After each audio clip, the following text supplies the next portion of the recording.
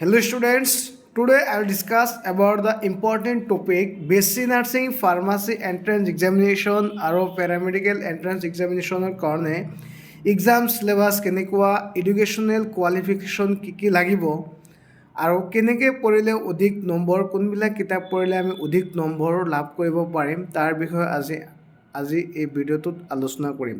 তো আপোনালোকে শেষলৈকে এই ভিডিঅ'টো চাব আৰু যদি কিবা সুধিবলগীয়া থাকে তেতিয়াহ'লে সুধিব পাৰিব কমেণ্ট ছেকশ্যনত, ঠিক আছে।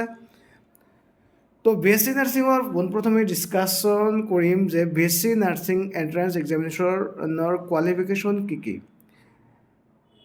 এইটো কোৱালিফিকেশ্যন যে 10+2 ছায়েন্স বেকগ্ৰাউণ্ডৰ পৰা হ'ব লাগিব।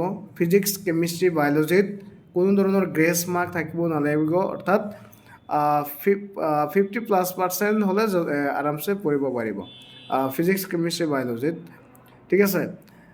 আৰু ছায়েন্স এইটো চিলেবাছ হৈছে ফিজিক্স কেমিষ্ট্ৰি আৰু বায়'লজি আৰু লগতে ইংলিছত আৰু এই গোটেইখিনি মিলি 100 মাৰ্কছ 25 এনেকৈ মিলাই কিনে এইটো হৈছে 100 মাৰ্কছৰ কুৱেশ্যন, ঠিক আছে।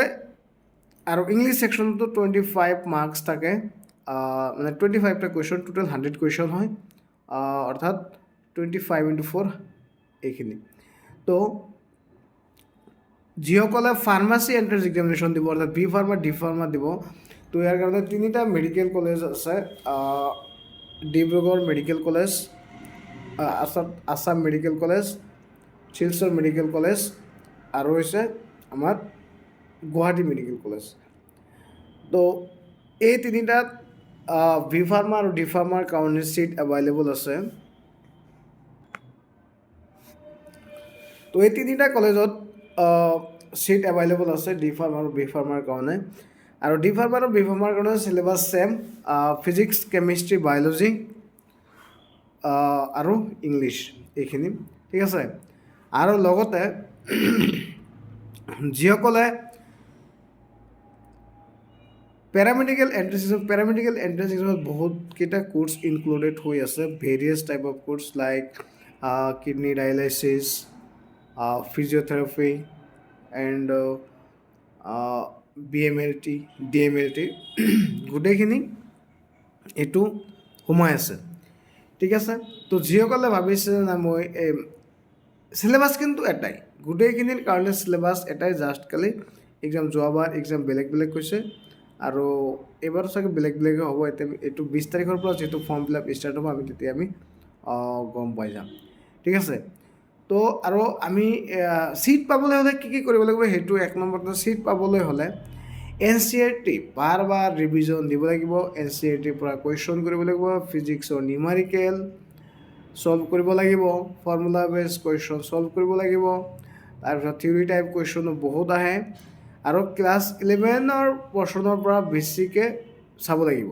ক্লাছ 11 পৰ্শ্যনটো বেছিকৈ চাব লাগিব, এইকাৰণে তাৰমানে ছেকেণ্ড ইয়াৰত ক্লাছ 12ত যিহেতু পঢ়া হয়, অলপ চলপ হ'লেও পঢ়ায়, কিন্তু ফাৰ্ষ্ট ইয়াৰত বেছিভাগে নপঢ়ে, সেইকাৰণে ফাৰ্ষ্ট ইয়াৰটো ভালকৈ চালে ইজিলি ছিট পোৱাৰ চান্স থাকে। আৰু ইংলিছত যিসকলে ভাল সেইসকলে 25ৰ পৰা আউট অফ 25 যদি পাই যায়, বাকী কেমিষ্ট্ৰি বায়'লজি আৰু ফিজিক্সত মোটামুটি 80+ পালে ছেভ স্ক'ৰ এটা, 80+ পালে সি যিকোনোতে চাকৰি মানে যিকোনো ক্ষেত্ৰতে ছিট পাই যাব, ঠিক আছে। আৰু আমাৰ PDF বুক এটা ই-বুক এটা লঞ্চ কৰা হৈছে।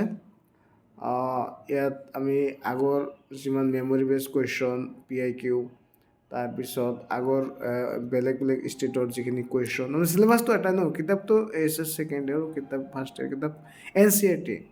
তো কোনবিলাক ষ্টেটত কেনেকুৱা কুৱেশ্যন আহিছে গোটেইখিনি আমি অলৰেডি আমাৰ PDF বুকত ইনক্লুড আছে, গোটেইখিনি আমি কি কৰিম আৰু আমাৰ PDF বুকটোৰ প্ৰাইচ হৈছে 399 ইংলিছ মিডিয়াম।